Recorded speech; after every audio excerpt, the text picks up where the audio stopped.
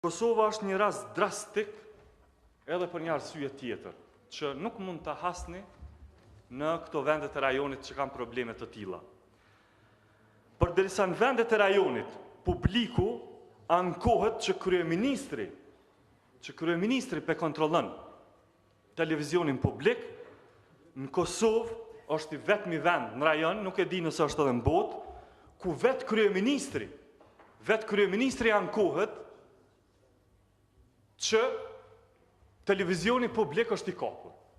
Dhe kjo ka ndodhur me zotin Mustafa para 3 javësh, kur ai në një intervistë del edhe ankohet, duke thënë që nuk mund të jetë i pavarur dhe objektiv një televizion publik i cili lajmet i fillon me Kadri Veselin, kurse kryeministri në qet në minutën 20.